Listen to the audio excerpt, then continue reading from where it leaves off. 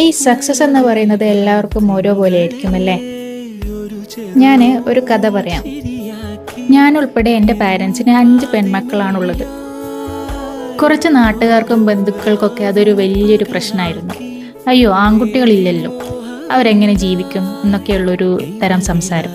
അവരിത് എൻ്റെ പാരൻസിലേക്ക് നല്ലോണം ഇഞ്ചെക്റ്റ് ചെയ്യായിരുന്നു. അതുകൊണ്ട് തന്നെ അവർക്കും ഈ ഒരു വക തോട്ട്സ് നല്ലോണം ഉണ്ടായിരുന്നു, ആൺപിള്ളേരില്ലാഞ്ഞതിൽ.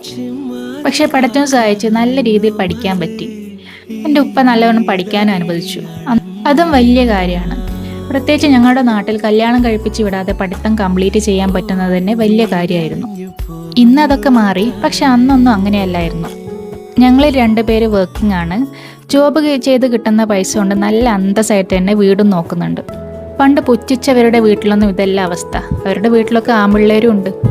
ജനിച്ചു വീഴുന്ന ജെൻഡറിലല്ല, സ്വന്തം കാലിൽ നിൽക്കാൻ പറ്റുന്നതാണ് ഏറ്റവും വലിയ കാര്യം. ഇവരെയൊക്കെ പ്രൂവ് ചെയ്യാൻ പറ്റിയതാണ് എൻ്റെ ഏറ്റവും വലിയ സക്സസ്.